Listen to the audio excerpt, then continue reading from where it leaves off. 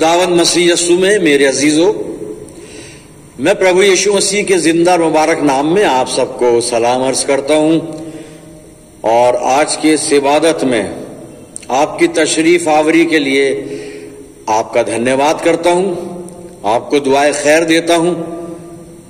परमेश्वर का धन्यवाद करते हैं इस मुबारक वक्त के लिए। खुदा बाप ने हम सबको वक्त दिया कि हम सब एक साथ बैठकर, एक साथ मिलकर परमेश्वर के वचन को सुने। अजीजों, हम सब के लिए दुआ करते हैं हमेशा, जो दुख में है, मुसीबत में है, बीमार हैं, किसी रंज में हैं, हम सबको लगातार अपनी प्रार्थनाओं में याद करते हैं। आज जो वचन का हिस्सा है, आप अपनी बाइबल में नए नियम में लूका रचित सुसमाचार 22 अध्याय और मैं आपके सामने इसका 24 से 34 पद पढ़ूंगा। और उनमें ये तकरार भी हुई कि हम में से कौन बड़ा समझा जाता है। उसने उनसे कहा कि गैर कौमों के बादशाह उन पर हुकूमत चलाते हैं और जो उन पर इख्तियार रखते हैं खुदावंद नियामत कहलाते हैं। मगर तुम ऐसे ना होना, बल्कि जो तुम में बड़ा है वो छोटे की मानिंद हो और जो सरदार है वो खिदमत करने वाले की मानिंद बने। क्योंकि बड़ा कौन है, वो जो खाना खाने बैठा या वो जो खिदमत करता है? क्या वो नहीं जो खाना खाने बैठा है? लेकिन मैं तुम्हारे दरमियान खिदमत करने वाले की मानिंद हूं। मगर तुम वो हो जो मेरी आजमाइशों में बराबर मेरे साथ रहे। और जैसे मेरे बाप ने मेरे लिए एक बादशाही मुकर्रर की है, मैं भी तुम्हारे लिए मुकर्रर करता हूं, ताकि तुम मेरी बादशाही में मेरी मेज पर खाओ पियो, बल्कि तुम तख्तों पर बैठकर इजराइल के 12 कबीलों का इंसाफ करोगे। शमौन, देख, शैतान ने तुम लोगों को मांग लिया ताकि गेहूं की तरह फटके, लेकिन मैंने तेरे लिए दुआ की है कि तेरा ईमान जाता ना रहे। और जब तू रुजू करे तो अपने भाइयों को मजबूत करना। उससे कहा, आए खुदावन, तेरे साथ में कैद होने बल्कि मरने को भी तैयार हूं। उसने कहा, आए पतरस, मैं तुझसे कहता हूं कि आज मुर्ग बांग ना देगा जब तक तू 3 बार मेरा इनकार ना करे कि मुझे नहीं जानता। खुदा की बरकत उसके पाक कलाम के पढ़े जाने और सुने जाने पर हो। आमीन। आइए दुआ करें। खुदावंद मसीह यीशु में हमारे प्यारे आसमानी बाप, ये वक्त है तेरे जिंदा और मुबारक कलाम पर मनन करने का। हम सबको पाक रूह का मसा दे कि हम पवित्र आत्मा की अगुवाई में होकर, पवित्र आत्मा से सामर्थ्य पाकर तेरे जिंदा और मुबारक कलाम को सुन सकें, समझ सकें और इसे अपनी जिंदगियों में जगह देने वाले हों। पिता परमेश्वर, जब हम तेरी संगति में हैं, तुझसे हमारी इल्तिजा है कि हमारे चारों तरफ अपने पाक फरिश्तों की सेना का बाड़ा बांध कि शैतान हमें तेरी रिफाकत से जुदा ना कर पाए। प्यारे प्रभु, होने दे वचन का बीज जब हमारे दिल की जमीन पर गिरता है, हमारी जिंदगियों में जड़ पकड़े और बेशुमार फल लाए। पिता परमेश्वर, हम सब अपने आप को तेरे अधिकार में देते हैं और ये प्रार्थना तेरे प्यारे बेटे, अपने नजात देने वाले खुदावंद यीशु मसीह के जिंदा और मुबारक नाम के वसीले से मांगते हैं। सुन और कबूल कर ले। आमीन। हज़रत, एक बार फिर परमेश्वर का धन्यवाद करते हैं आज के वक्त के लिए। और आइए उन 2 आयतों की तरफ जिस पर मैं बातचीत करना चाहता हूं, हम रुजू करें। और लूका 22, 24 से 34 अभी पढ़ा गया था। 31 और 32 आयत को आप अपनी बाइबल में देखिए। लूका 22, 31 और 32 आयत में लिखा है, शमौन, ये खुदावंद मसीह यीशु शमौन से यानी पतरस से फरमा रहे हैं। क्या सुनिएगा क्या फरमाते हैं। शमौन, देख, शैतान ने तुम लोगों को मांग लिया ताकि गेहूं की तरह फटके, लेकिन मैंने तेरे लिए दुआ की कि तेरा ईमान जाता न रहे और जब तू रुजू करे तो अपने भाइयों को मजबूत करना। खुदावंद मसीह यीशु पतरस से बात कर रहा है और मसीह यीशु कहता है मैंने तुम सब के लिए दुआ की है, मैंने तेरे लिए दुआ की है कि तेरा ईमान जाता ना रहे। और खास तौर से पतरस को कहा जा रहा है कि मैंने तेरे लिए दुआ की है कि तेरा ईमान जाता ना रहे। और आगे का हिस्सा आयत का बताता है, वहां पे मसीह यीशु पतरस से कह रहे हैं और जब तू रुजू करे, जब तू रुजू करे। आप इन अल्फाज पर गौर रखिएगा, अभी आगे और बातचीत करेंगे, लेकिन इसी आयत के इसी हिस्से पर मैं बात करूंगा। पतरस से कहा जा रहा है जब तू रुजू करे तो अपने भाइयों को मजबूत करना। जब तू फिरे, हिंदी वर्जन में जब तू फिरे तो अपने भाइयों को दृढ़ करना। पतरस से ये कहा जा रहा है और इसी पर बातचीत करेंगे मेरे अजीजों। ये आखिरी फसा जो खाया जा रहा है उस शाम का जिक्र है। फसे का भोज हो चुका है, खुदावंद मसीह यीशु शागिर्दों से हम कलाम है और बात करते करते फिर हम 31 आयत में आते हैं जहां पे खुदावंद मसीह यीशु डायरेक्ट शमौन से यानी पतरस से हम कलाम होकर कह रहा है कि शमौन शमौन देख, शैतान ने तुम लोगों को मांग लिया था कि गेहूं की तरह फटके, लेकिन मैंने तेरे लिए दुआ की कि तेरा ईमान जाता ना रहे। और एक बात कही जा रही है पतरस से कि जब तू रुजू करे तो अपने भाइयों को मजबूत करना, जब तू फिरे तो अपने भाइयों को दृढ़ करना। इंग्लिश वर्जन सुनिए, पतरस से कहा जा रहा है when you have return to me, when you have, पतरस Peter, when you have return to me strengthen your brethren.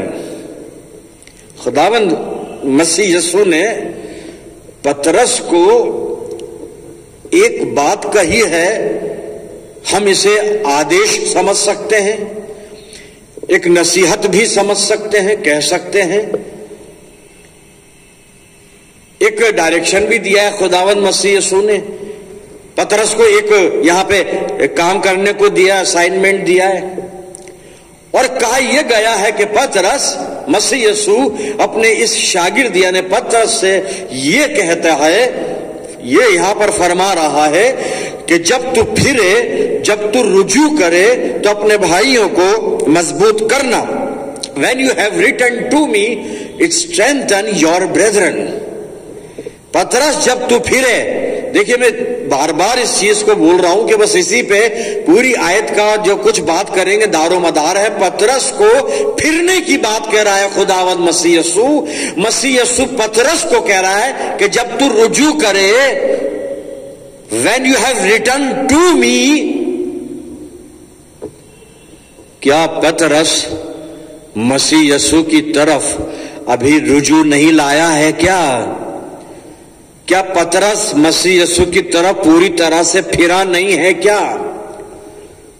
फिर क्यों कहा जा रहा है Peter when you have return to me, पतरस जब तू मेरी तरफ रुजू लाए, जब तू रुजू लाए तो अपने भाइयों को मजबूत करना। हिंदी में जब तू मेरी तरफ फिरे तो अपने भाइयों को दृढ़ करना। भाई क्यों कहा जा रहा है पतरस? मैं ये भी नहीं कह रहा हूं कि पतरस फिरा नहीं है, मसीह यीशु के साथ नहीं है, ये नहीं, लेकिन फिर भी मसीह यीशु जो कह रहा है आखिर क्यों कह रहा है? और ये पतरस जिससे ये बात कही गई, मसीह यीशु कह रहा पतरस जब तू फिरे, जब तू रुजू लाए, when you have return to me, बड़ा अच्छा है, टू मी, मसीह यीशु की तरफ फिरना। ये पतरस कौन पतरस है? ये पतरस मसीह यीशु के साथ सेवा कर रहा है, तो उस सेवकाई में कितना इसका इन्वॉल्वमेंट है, ये खुदावंद मसीह यीशु के साथ क्या दर्जा इसको मिला हुआ है। खुदावंद मसीह यीशु इस पतरस को क्या अहमियत देते हैं, 3 जगह से मैं आपको बाइबल में से बताना चाहता हूं और आपके ध्यान को ले जाना चाहता हूं। हम पढ़ेंगे नहीं, आप रेफरेंस ना निकालें, सिर्फ आप नोट डाउन कर लें और बाद में स्टडी कीजिएगा।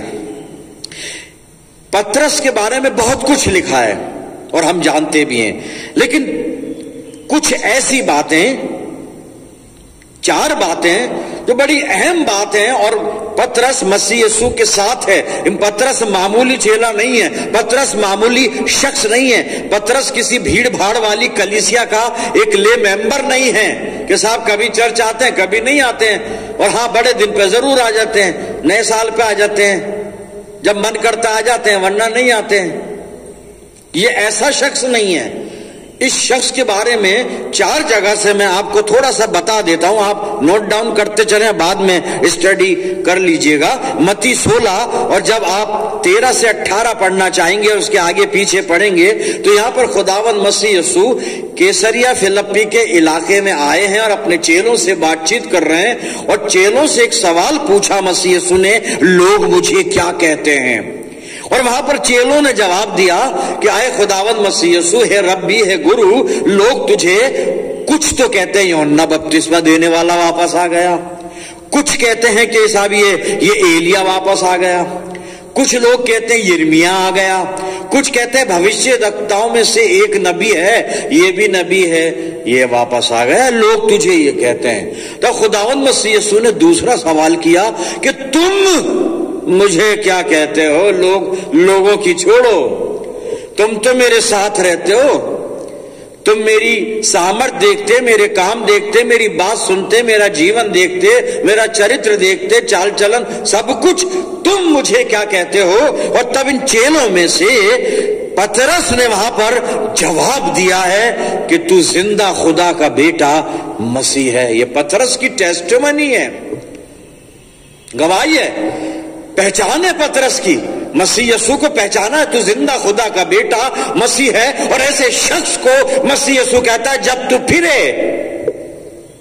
फिरे, तुझे फिरने की जरूरत है। और इतनी कबूलियत के बाद भी सही पहचाना गया है मसीह यीशु को, उसके बाद भी। ये तो पहला हवाला था। अब दूसरा हवाला आप लूका 8 नोट, मत्ती 17 आप नोट करें, मत्ती 17, लूका 8 पे बाद में आएंगे, मत्ती 17 और 1 से 8 नोट कर ले, बाद में पढ़िएगा। और यहां पर खुदावंद मसीह यीशु अपने 3 चेलों को लेकर कोहे हिरमोन पर गए हैं। उन 3 चेले कौन है? पतरस, याकूब और यूहन्ना। पतरस यहां भी साथ है और बाकी चेले नहीं है, 3। और कोहे हिरमोन पर जब गए हैं तो वहां पे लिखा है कि खुदावंद मसीह यीशु का जो रूप था वो बदल गया, उसकी सूरत बदल गई, चमकने लगा।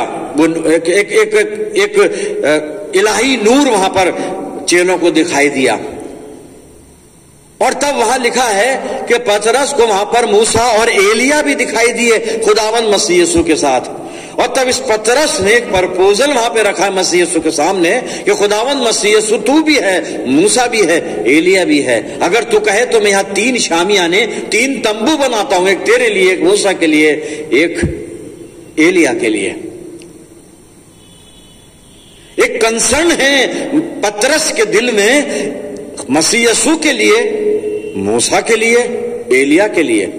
और वहां ऐसा नहीं लिखा है कि पतरस ने यह भी कहा हो कि 3 तुम्हारे लिए बनाऊंगा और एक और बनाऊंगा जिसमें हम तीनों रह लेंगे, यानी पतरस भी, याकूब भी, हम तीनों उसमें रह लेंगे। इनको भी तो रहना होगा ना, इन्हें भी तो जरूरत थी, पर अपने लिए नहीं सोच रहा है, सिर्फ वहां सोच रहा है खुदावंद मसीह यीशु के लिए, मूसा के लिए, एलिया के लिए। ये भी एक कंसर्न है पतरस का जो खुदावंद मसीह यीशु से जुड़ा हुआ है।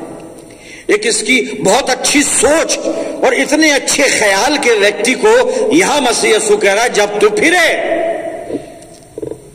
इसे फिरने की अभी जरूरत है। एक गवाही सुनी थी, यहां इसका एक कंसर्न देखा, इसकी सोच को देखा, कितने अच्छे ख्याल वो देखे हमने। तीसरी चीज लूका 8:49 से 55 पद नोट करें, बाद में पढ़िएगा, मैं बता देता हूं। यहां पर मसीह यीशु के पास एक आराधनालय का सरदार आया है, याईर इसका नाम बाइबल बता रही है। और यहां पर बड़े शॉर्ट में बता रहा हूं, याईर ने रिक्वेस्ट की है कि आए उस्ताद मेरे घर चल, मेरी बेटी मरने पर है। और खुदावंद मसीह यीशु ने कहा ठीक है। लेकिन बाद में और भी कुछ घटनाएं हुई हैं, बात हुई है, सब कुछ हुआ है, लेकिन मसीह यीशु याईर के घर गया है और वहां बेटी मर चुकी थी उसकी। लेकिन जिस कमरे में वो बेटी की लाश पड़ी थी, तो खुदावंद मसीह यीशु ने लोगों को बाहर निकाला और उस कोठरी में, उस कमरे में याईर की बेटी की जहां लाश थी, वहां पर खुदावंद मसीह यीशु अंदर एंटर हुआ है। तो वहां बीच सिर्फ 3 चेले थे, पतरस, यूहन्ना, याकूब। पतरस यहां भी साथ में है। एक मुर्दे को जिलाए जाने का जब मौजज़ा हो रहा है, वाक़ई हो रहा है, तो पतरस की मौजूदगी वहां है और पतरस ने उस सामर्थ के काम को देखा है। पतरस भी वहां मौजूद है और फिर भी पतरस को कहा जा रहा है, when you have return to me. और मेरे अजीजों, चौथी और आखिरी बात जो बताना चाहता हूं, मैं पतरस के विषय में बता रहा हूं, अभी मुद्दे की बात पर तो बाद में आएंगे। मैंने कहा पतरस का थोड़ा इंट्रोडक्शन दूं कि कैसे शख्स को भी मसीह यीशु कहता है कि तुझे फिरना है। अब चौथा इसका जो मर्तबा है पतरस का, वो देखें। लूका 22 और 7 से 20 जब आप पढ़ते हैं, फसह के भोज में पतरस की शमूलियत है, वहां पर पतरस पूरी तरह से इन्वॉल्व है, खुदावंद मसीह यीशु के साथ मेज पर बैठा हुआ है, बातचीत वहां पर हो रही है, सब कुछ हो रहा है वहां पर। मेरे अजीजों, पतरस यहां भी मौजूद है और ऐसे व्यक्ति को खुदावंद मसीह यीशु कहता है, when you have return to me, यानी तू फिरा नहीं है, तुझे फिरना होगा। इतने तजुर्बों के बाद मसीह यीशु पतरस को कहता है, जब तू फिरे पतरस, जब तू रुजू करे, अपने भाइयों को मजबूत करना। इतने तजुर्बों के बाद क्यों कहा जा रहा है? सवाल यह है मेरा, यहीं से शुरू किया था मैंने।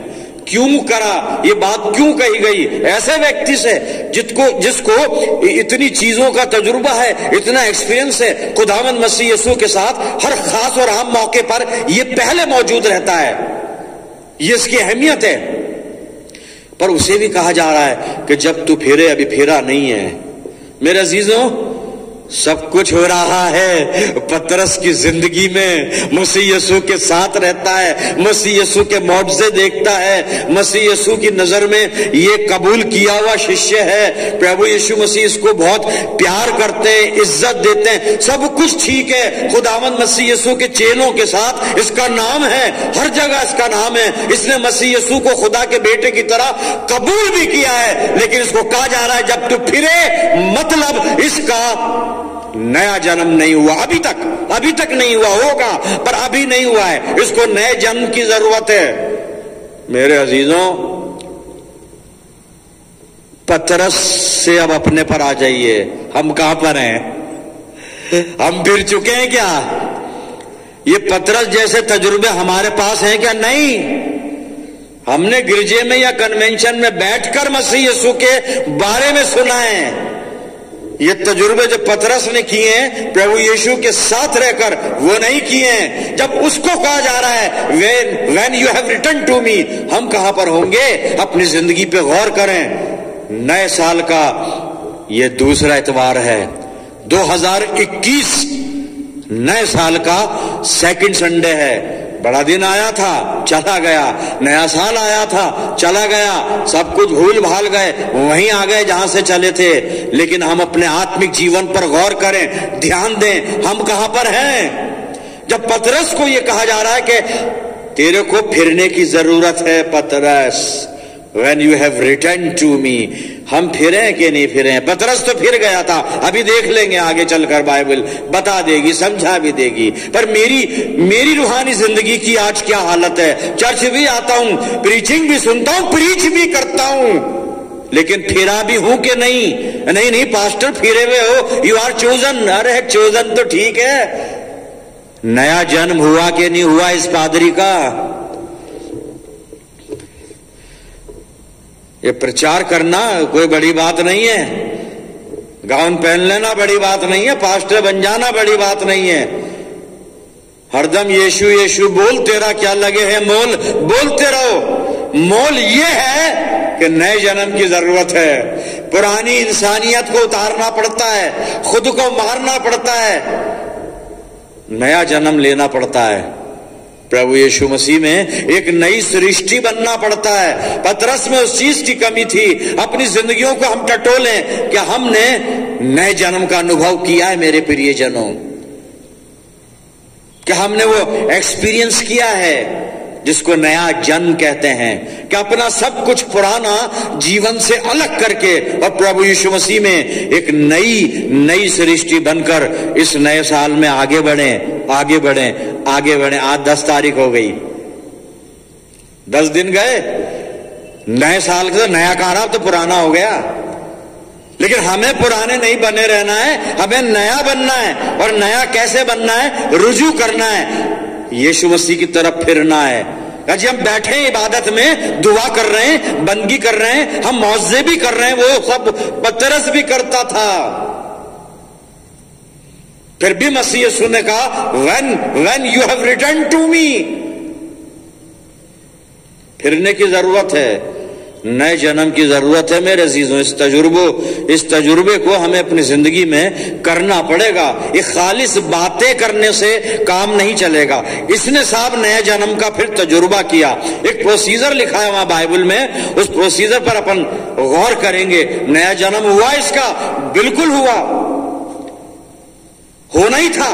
और मसीह यीशु जानता था ये फिरेगा, ये रुजू करेगा, इसका नया जन्म होगा। इसीलिए इसको पहले ही मसीह यीशु ने कहा था, पतरस तू पतरस है, इसलिए मैं अपनी कलीसिया की बुनियाद तुझ पर रखूंगा। मालूम था मसीह यीशु को, प्रभु यीशु मसीह सब जानता है।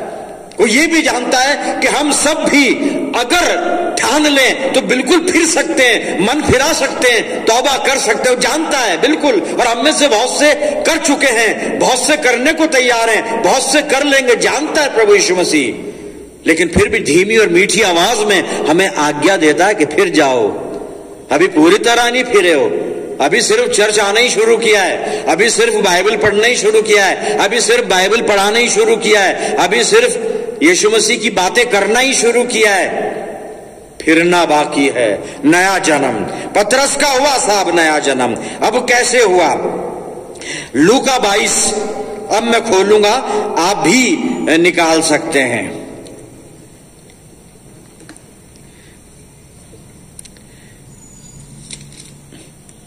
लूका 22 अध्याय 61 और 62। पतरस ने कैफा महायाजक के आंगन में मसीह यीशु का 3 बार इनकार कर दिया। मसीह यीशु ने पहले ही बता दिया था, मसीह यीशु वहीं खड़ा हुआ था। और जब उसने तीसरी बार इनकार किया, मुर्गे ने बांध दी, और जैसे ही बांध दी मसीह यीशु ने इसको फिर कर देखा, वहीं तो था, बोला कुछ नहीं, लेकिन बहुत कुछ हो गया वहां पर। और क्या हो गया वो मैं आपको पढ़ के बता रहा हूं जी। लूका 22 61 और 62 पद। तब प्रभु ने घूमकर पतरस की ओर देखा, और पतरस को प्रभु की वो बात याद आई जो उसने कही थी, आज मुर्गे के बांग देने से पहले तू 3 बार मेरा इनकार करेगा। और वो बाहर निकलकर फूट फूट कर रोया। तौबा, या तौबा हो रही है, पश्चाताप हो रहा है, आंसू बहाए जा रहे हैं मेरे अजीजों। नए जन्म की शुरुआत, ये नए जन्म वाला लेबर पेन, आंखों से आंसू, और आंसू 2-4 नहीं थे हमारी तरह, फूट फूट कर रोया, फूट फूट कर। कभी हम यीशु मसीह के लिए फूट फूट कर रोए क्या? कभी रोए फूट फूट कर प्रभु यीशु मसीह के लिए? पश्चाताप। और ये आंसू जो आ रहे हैं ना फूट फूट कर, जब दिल टूटता है तब आते हैं आंसू, जब तक दिल नहीं टूटेगा। योएल नबी कहता है अपने दिलों को चाक करो, ये दिल चाक करना पड़ता है, और दिल जब चाक होता है तो आंसू आते हैं, तब आंसू निकलते हैं मेरे अजीजों। ये पश्चाताप के आंसू हैं। अब इसका नया जन्म यहां से शुरू हो चुका है। नया जन्म, फूट फूट कर रोया, उसको सब कुछ पता चल गया, मैंने क्या दावे किए थे और उन दावों को मैंने कैसे झुठलाया, मैं कहां बेवफा हुआ, कहां इनकार किया, मैंने क्या किया, सब कुछ याद आ गया। तौबा, तौबा के आंसू बह रहे हैं। दूसरी बात फिर पढ़ूंगा बाइबल से, अब लूका 24 और 12 आयत, और वहां पे पश्चाताप के आंसू, तौबा की गई, दिल तोड़ा गया। उसके बाद सेकंड स्टेप, यही मुझे करना है, यही हमें करना है, वहां से नया जन्म शुरू होता है। पश्चाताप पहली चीज, बोलकर नहीं, बोला गया नहीं है, सुना, बोलने सुनने की बात नहीं है, ये पर्सनल लाइफ का फैसला होता है। फूट फूट कर रो रहा है। वहां लोग भी थे, वो दासियां भी थी, सब कुछ थे, शर्माया नहीं, लेकिन बाहर जाकर फूट फूट कर रो रहा है। पश्चाताप, जब तू फिरना शुरू हो गया है। Peter, when you have return to me, ये रिटर्निंग है साहब, जो फर्स्ट स्टेप है रिटर्निंग का है। यहां से अभी रुजू कर रहा है, ये फिर रहा है। रोया, पश्चाताप, पहली चीज पश्चाताप। दूसरी, लूका 24:12 पद सुनिए क्या लिखा है। तब पतरस उठकर कब्र पर दौड़ा गया। खुदावंद मसीह यीशु जी उठा, कब्र खाली है। पतरस को बताया गया है, महिलाओं ने बताया, मरियम मगदलीनी ने बताया, जिसने प्रभु यीशु से बात की आकर के, प्रभु जी उठा। पतरस ने कहा वो कब्र में था, अब वो कब्र की तरफ जा रहा। सुनिएगा, तब पतरस उठकर कब्र पर दौड़ा गया और झुककर केवल कपड़े पड़े देखे, और जो हुआ था उससे अचंभा करता हुआ अपने घर चला गया। जी उठे हुए खुदावंद मसीह यीशु का तजुर्बा किया है उसने, उस खाली कब्र को अपनी आंखों से देखा है। नया जन्म शुरू हो गया और रुजू कर रहा है खुदावंद मसीह यीशु की तरफ। मेरे पश्चाताप, तौबा हो गई, जी उठे हुए खुदावंद मसीह यीशु का एक्सपीरियंस कर लिया। और तीसरी और आखिरी बात जो नए जन्म के लिए जरूरी है, प्रेरितों के कार्य 1 अध्याय मैं आपके सामने पढ़ना चाहूंगा मेरे अजीजों। प्रेरितों के काम 1 अध्याय 12 से 14 पर सुनिएगा। तब वो जैतून नामक पहाड़ से जो यरूशलेम के निकट एक सब्त के दिन की दूरी पर है यरूशलेम को लौटे। जब वो वहां पहुंचे तो उस अटारी पर गए जहां पतरस और यूहन्ना और याकूब और अंद्रियास और फिलिप्पुस और तोमा और बरतुल्मै और मत्ती और हल्फई का पुत्र याकूब और शमौन जेलोतेस और याकूब का पुत्र यहूदा रहते थे। ये सब कई स्त्रियों और यीशु की माता मरियम और उसके भाइयों के साथ एक चित्त होकर प्रार्थना में लगे रहे। पतरस अब दुआ कर रहा है, दुआ को जिंदगी बन गई। अब ये दुआ करता है। जब यीशु मसीह ने बागे गत्समनी में कहा था पतरस जागता रहे और दुआ करता रहे, तो सो गया था, अब सो नहीं रहा है, अब दुआ कर रहा है। मेरे अजीजों, यही है वो नया जन्म जिसके लिए खुदावंद मसीह यीशु ने कहा था कि जब तू रुजू करे, जब तू फिरे। Peter, when you have return to me, क्या हम फिरे हैं? सवाल वही है। अपनी जिंदगियों को टटोलें, क्या हम फिरे हैं? क्या नया जन्म का अनुभव हमने किया है? अजीजों, नए जन्म का तजुर्बा बहुत जरूरी है और उसके लिए ये काम बहुत जरूरी है। तौबा कर लें दिल को तोड़कर। दिल तोड़ना पड़ेगा और दिल टूटेगा तो आंखें अपने आप बरसेंगी। वो ड्रामे वाले आंसू बहाने की जरूरत ही नहीं पड़ेगी, अपने आप ये बरसने लगेंगी। बहेंगी नहीं, बरसने लगेंगी, फूट फूट के रोना आएगा। और उसके बाद जी उठे हुए खुदावंद मसीह यीशु के दर्शन होंगे, उसका तजुर्बा होगा, उसका एक्सपीरियंस होगा। आप अपने आप को उसकी हुजूरी में पाएंगे, संगति में पाएंगे, और फिर आप हर वक्त दुआ करने लगेंगे। बातें नहीं करेंगे, दुआ करेंगे। दुआ को जिंदगी, दुआ विश्वासी की सांस होती है। सांस लेना बहुत जरूरी है। अगर सांस आ रही है तो आगे के काम भी होंगे। अगर दुआ हो रही है तो वचन भी पढ़ा जाएगा। अगर दुआ हो रही है वचन सुना भी जाएगा। अगर दुआ हो रही है तो वचन को जीवन में जिया भी जाएगा। अगर दुआ हो रही है तो वचन का पालन भी किया जाएगा। अगर दुआ हो रही है तो इस पाक कलाम को मैं अपनी जिंदगी में प्रैक्टिकल शेप भी दे दूंगा, क्योंकि दुआ हो रही है। दुआ को जिंदगी। मेरे अजीजों, रुजू करना है, रुजू करना पड़ेगा। हम रुजू करे में नहीं, नए जन्म वाली बात नहीं हुई है। अब एक हवाला और पढ़ूंगा, इसके बाद कंक्लूड करूंगा। यशाया 55 6 और 7 पद पढ़ रहा हूं मैं, सुनिएगा। यशाया 55 6 और 7 पद। जब तक यहोवा मिल सकता है तब तक उसकी खोज में रहो। जब तक वो निकट है तब तक उसे पुकारो। दुष्ट अपनी चाल चलन और अनर्थकारी अपने सोच विचार छोड़कर यहोवा की ओर फिरे, वो उस पर दया करेगा, वो हमारे परमेश्वर की ओर फिरे और वो पूरी रीति से उसको क्षमा करेगा, नया जन्म हो जाएगा। अपने आप नहीं होगा, मेरे हाथ रखकर दुआ करने से नहीं होगा, किसी और के हाथ रखकर दुआ करने से नहीं होगा, किसी खास जगह पर जाकर दुआ करने से नहीं होगा। अपनी जिंदगी में वो फैसले लेने पड़ेंगे जो पतरस ने लिए थे और नया जन्म हो गया। यशाया कहता है जब तक खुदा मिल सकता है भाई ढूंढो, अभी मिल सकता है, अपॉर्चुनिटी है। हम परमेश्वर की तरफ बढ़ना शुरू कर दें, उसकी संगति में और ज्यादा बढ़ना शुरू कर दें, आत्मिक जीवन में और ज्यादा मैच्योर होते चले जाएं और परमेश्वर करे कि हम पूरी तरह प्रभु यीशु मसीह की तरफ फिर जाएं, अर्थात नया जन्म, नई सृष्टि। और ये सब कुछ पवित्र आत्मा की अगुवाई और पवित्र आत्मा की सामर्थ और पवित्र आत्मा की सहायता से होगा। प्रार्थना करिए प्रभु यीशु मसीह से कि वो सहायक हमें प्रदान कर कि हम भी पतरस की तरह नए जन्म का अनुभव कर लें, नए साल में नए जन्म का अनुभव हो जाए। बहुतों को हुआ है, आप मुबारक हैं, लेकिन जिनको नहीं हुआ, अधिकतर को नहीं हुआ है, ये बहुत कम है, 2, 4, 10 मिलेंगे जिनको ये तजुर्बा है नए जन्म का। मेजोरिटी वो है जिनका नहीं हुआ नया जन्म, सिर्फ बातें हुई है नई। लेकिन नए जन्म की आवश्यकता है और मसीह यीशु चाहता है हम नया जन्म लें, तभी खुदा की बादशाहत में जा सकते हैं। आइए प्रार्थना करें।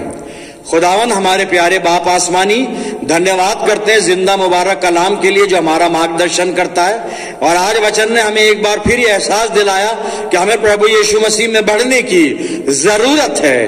प्रभु जी हमें आत्मा की ऐसी अगुवाई दे कि हम पूरे पश्चाताप के साथ प्रभु यीशु मसीह की तरफ फिरने वाले हों।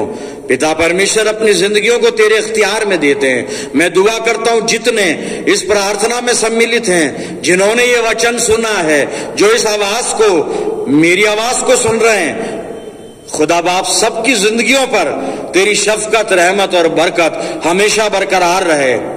प्यारे परमेश्वर, हम प्रार्थना करते हैं कि तेरे हर एक खून खरीदे को नए जन्म का अनुभव हो। प्रभु जी अपनी जिंदगियां तुझे सौंपते हैं, दुआ करते हैं पूरे विश्व के लिए, जो भी समस्याएं हैं, बीमारियां हैं, परेशानियां हैं, मसीह यीशु के नाम से दूर करना। सब कुछ तुझे सौंपते पिता, और ये प्रार्थना तेरे प्यारे पुत्र अपने उद्धार करता प्रभु यीशु मसीह के जिंदा और मुबारक नाम के वसीले से मांगते हैं, सुन और कबूल कर ले, आमीन। अब हमारे प्रभु यीशु मसीह का अनुग्रह, पिता परमेश्वर का प्रेम, पवित्र आत्मा की सहभागिता हम सब के साथ, समस्त विश्वासियों के साथ, हमारी सब कलीसियाओं के साथ अब से लेकर हमेशा तक होती रहे, आमीन।